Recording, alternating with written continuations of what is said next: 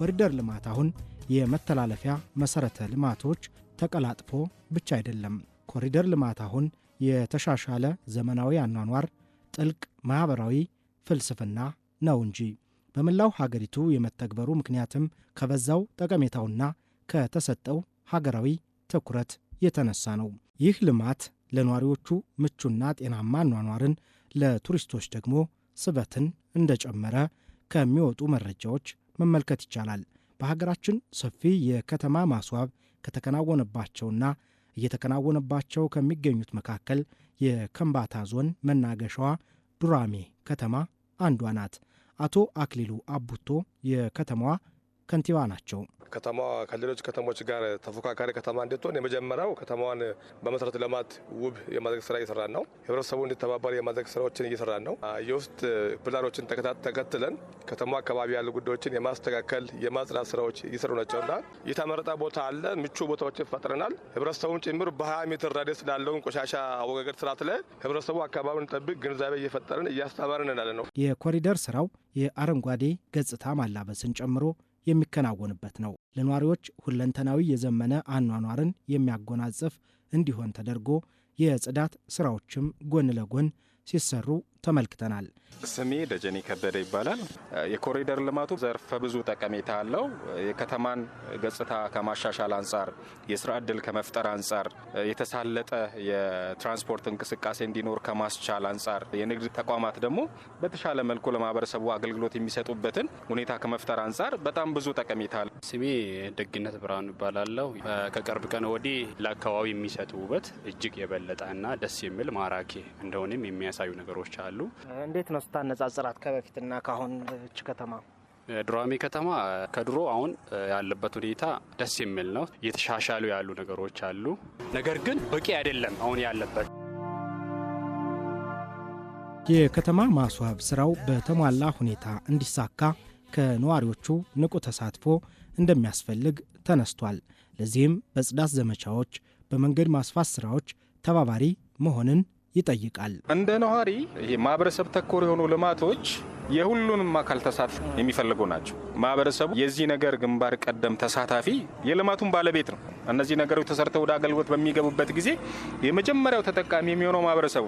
ስለዚህ እነዚህ ነገሮች በባለቤትነት ማንቀሳቀስ መቻል አለበት፣ መሳተፍ መቻል አለበት። የተጀመረውን በማህበረሰብ ተሳትፎ ነው፣ የሚጠናቀቀውን በማህበረሰብ ተሳትፎ ነው። የመጨረሻውም ተጠቃሚ ደግሞ ማህበረሰቡ ነው። ህብረተሰቡ አካባቢውን ከማጽዳት አኳያ ትልቅ ስራ ይሰራል። በየጊዜው ዘመቻ ይወጣል፣ አካባቢውን ያጸዳል። ሁሉም አካል መተባበር መቻል አለበት። እኔም እንደ ከተማ ወጣት በግንባር ቀደምነት ሲያስተባብር ነበር፣ አሁንም አስተባብራለሁ። በዱራሜ ከተማ አስተዳደር 17.5 ኪሎ ሜትር ርቀት የሚሸፍን አጠቃላይ የኮሪደርና የአረንጓዴ ልማት ለማከናወን እቅድ ተቀምጦ እየተሰራ ነው የሚሉት የኮሪደር ስራው አስተባባሪ አቶ ምስጋናው ማረፊያ ናቸው። ጊዜያችንን በሙሉ በመስጠት ህዝባችንንም ሞቢላይዝ በማድረግ ትክክለኛ ስራ እንዲሰራም ጭምር ህዝቡም ከጎናችን ቆሞ እንዲሰራ ለማድረግ በወሰድነው ኮሚትሜንት በጣም የተሻለ ስራ እየተሰራ ነው ያለው። አብዛኛው ቤት እንደ ከተማችን ወደፊት መጥቶ የተሰራ ከመሆኑ ጋር ተያይዞ ቤቶችንም ጭምር እያስነሳን ስለነበረ ያቺ ጊዜ ትንሽ ወስዳብናለች። ቢሆንም ግን አሁን ላይ ያለው ነገር በጣም የተሻለ ነገር ነው። ሰፋ ያለ ነው። አይታቸዋል። አሁን ባይናቸውም ውጥኑ እንዲሳካ ህዝቡን በንቃት ለማሳተፍ እየተሞከረ ይገኛል። ይህም የከተማዋን ነዋሪም ብቻም ሳይሆን እንደ ከምባታ ዞን አጠቃላይ ተሳትፎ እንዲያደርግ እየተሰራበት ነው። የህዝብ ተሳትፎ አሁን እንደ ዞን ነው፣ እንደ ዱራሜ ከተማ ብቻ አይደለም። በነገራችን ላይ ይሄ የዞን ብቻም ሳይሆን የክልል አመራሮች ሳይቀሩ የተሳተፉበት ፕሮጀክት ነው። የሚተከሉ ዛፎችም ተክሎችም ሳሩም ጭምር በግብርና ባለሙያዎች የተጣራ አፈሩም ጭምር ተመርምሮ አፈሩ ለግሪነሪ ይሆናል ወይ የሚለውንም ጭምር እያጠናን በስተት የገቡ አፈሮች እንኳን ከቦታው ተነስቶ ሌላ አፈር እንዲገባ የማድረግ ስራም ጭምር እየተሰራ ያለበት። ጥሩ መተላለፊያዎች ተሰርተዋል፣ ግን የወዳደቁ ቆሻሻዎችም እንደዚሁም ይታዩኛልና እንደ ኗሪም እንደ አንድ አመራርም እንደ የአካባቢ ንጽህናን ከመጠበቅ አንጻርስ ምንድነው የሚቀረው ትላለ?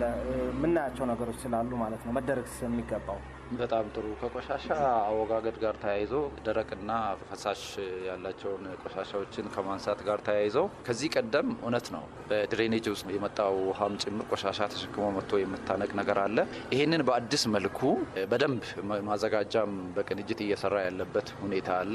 የእግረኛ መንገድ ስራው ዘመናዊ አስፓልቶችን፣ የሳይክል መንገድን፣ አረንጓዴ ሽፋንና የጽዳት ልማቱን አካትቶ የያዘ ነው። ለፈሳሽና ለደረቅ ቆሻሻዎችም የተሰጡ ትኩረት አሉ የሚሉት ከንቲባው አቶ አክሊሉ አቡቶ ናቸው። የኮሪደር ኮምፖነንቶችን በሙሉ ያሟላ ኮሪደር ነው እየሰራ እንዳለ ነውና በተባለ ጊዜ ለማጠናቀቅ እኛ እንደ ከተማ አስተዳደር ቁርጠኛ አቋም ይዘን ነው የተንቀሳቀስን ያለ ነው።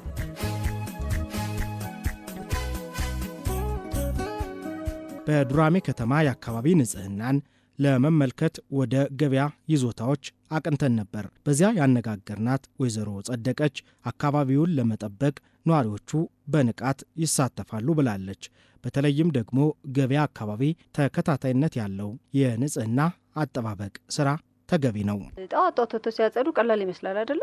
ግን በፊት ተደጋጋሚ የሚሰበሰቡ ቆሻሻዎች፣ ኬርለስ ሆኖ የሚጥል ነጋዴ ያለ፣ ኬርለስ ሆኖ ጸጉር ቤቶች እንደዚህ አቅራቢያ የሆነ ቦታ ይጥላሉና ያ ችግር ይፈጥር ነበር። አሁን ግን ሴፍትኔትን ስናይ ዝም ብሎ ይመስለናል። ግን ጸርቶ ስታየው ደግሞ የምርም በቃ የሴፍትኔትን ጥቅም የንጽህናን ጥቅም የምታውቀው እዛ ጋር ነው። የምንገኝበት አካባቢ ማሳያ የሚሆን ይመስለኛል። ብዙ ጊዜ ደረቅ ቆሻሻ በተለይ ከዛም ከዚህም ተጥሎ የሚታየው ገበያ አካባቢ ነው እና እናንተስ እንደው አንቺም ሱቅሽ አካባቢ ሌሎችም ማህበረሰቡ የምታጸዱበት አጋጣሚ አለ? አዎ እኛ ከስተመር እኔ ጋር ሲመጣ እዚህ ጋር ነገር ሰጥቶት ቢሄድ በጣም ነው የሚያስጠላው። ሰብስበን እናቃጥላለን። ግዴታ ነው በቃ። በኮሪደር ልማት ከተሞች ተውበዋል፣ ገጠሮችም እንቅስቃሴ ጀምረዋል። ለኮሪደር ልማትም ሆነ ለአካባቢ ንጽህና መጠበቅ አስፈላጊ የሆኑ ውሃና ሌሎችም መሰረተ ልማቶች ሊሟሉ እንደሚገባ ከዝግጅቱ መረዳት ይቻላል።